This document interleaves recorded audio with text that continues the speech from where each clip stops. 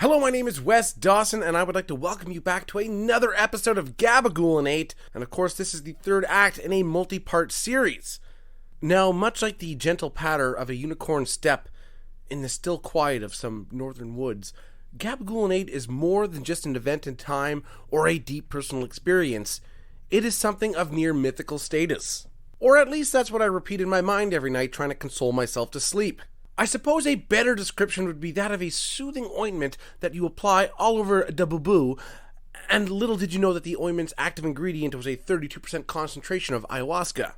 So just a brief intro for those of you maybe not familiar with Gabagool and 8's spoken word musical theater.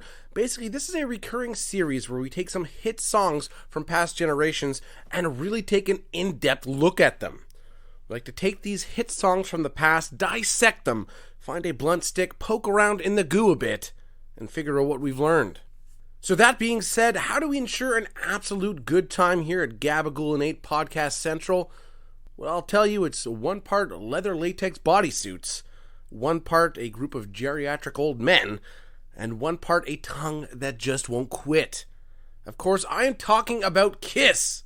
Now, the song in question I originally thought was just titled Christine. But no, it's actually called Christine 16. There is no veil of innuendo there. It's a flat-out anthem of adult rock stars wanting to fuck your kids. So I had some feedback concerning Gabagool and 8's spoken word musical theater Act 2, where people found it was a little too overtly sexual, a little too on the nose, if you will. That's why this week we are venturing back to 1977 for Kiss's 6th studio album, Love Gun, to get a little more in the nose. Now, this series started out as the pure bewilderment I had when I was older and learning that so many of these rock stars were very open about their desire to fuck underage girls.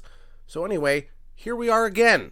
Act 3, Kiss's Christine 16.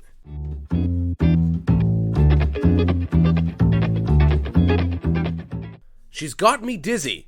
She sees me through to the end. She's got me in her hands, and there's no use in pretending. Christine 16. Christine 16. She drives me crazy. I want to give her what I've got. And she's hot every day and night. There is no doubt about it.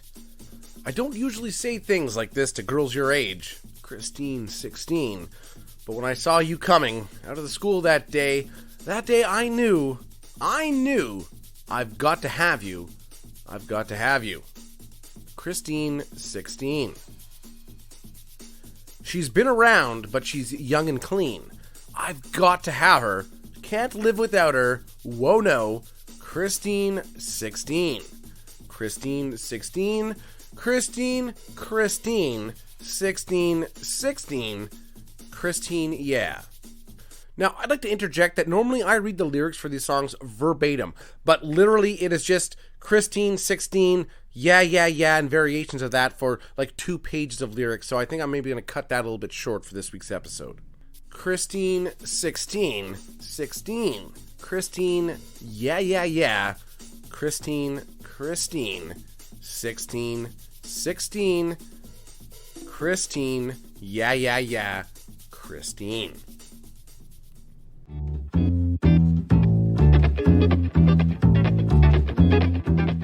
Well, what a delightful ditty, and how nice it is to see such an outward appreciation for people's personal hygiene, highlighting the fact that though she may have been around, she is in fact young and clean.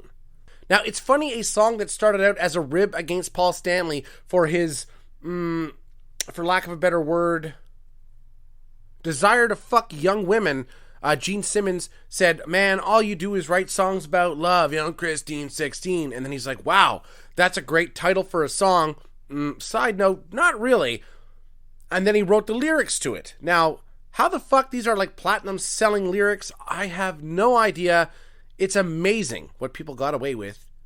Now, for all the hoopla about Kiss during their, heyday in the 70s being, Kiss stands for Knights in Satan's Service and they're devil worshippers and all this kind of ridiculous shit that they never really sang about any satanic things. More just about, fucking like crazy, just fucking their dicks raw, okay? And it's funny that parental groups, Christian groups, weren't more focused on songs like Christine 16 or the like. Instead, they use these fantastical, exaggerated examples of like Satanism and things like that. I think you had some pretty concrete evidence in your hands. It was a different time back then. Well, that certainly was a trip, and now I anxiously await Gabagool and 8's spoken word musical theater, Act 4.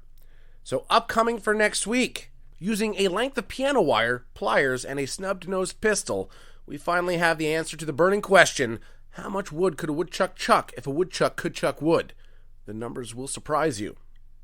And also, we will explore the developing and dangerous new trend in Australia called chroming. And of course, I refer to kids who have been inhaling aerosol deodorant to get high. And as you'd expect, it's really fucking them up.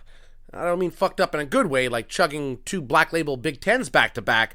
I'm talking like strokes and death. Now, one parent was interviewed and had this to say, and of course, in your minds, please apply my shittiest of Australian accents to this. We were told about teaching our kids of stranger danger, say no to drugs and to wear condoms, but never this. Hey, maybe it was just me, but when I was 13 years old, I was never specifically told not to huff household products. I understood there was an inherent danger with doing so. It's a pretty far cry from like a 5-year-old drinking Pine Sol to a 13 or 14-year-old teenager. It's like I knew, yeah, I could probably get high if I huffed it, but it's probably not good for me. I'll just bide my time or rummage around in my brother's sock drawer for something more interesting to smoke. Well, that's all the time we have for this week. Thank you for being here. My name is Wes Dawson. This has been Gabagool and 8. Please listen, like, share, and subscribe. So my call to arms is just to tell one friend about Gabagool and 8. Now, obviously, if you're a friend of mine, don't tell a fucking mutual friend who already knows about it. Tell somebody who hasn't heard of Gabagool and 8. And if you don't like me and you don't like the show, tell an enemy about it. Tell someone you don't like about it. Waste 8 minutes of their time. Either way, it's a win-win-win. Thank you so much.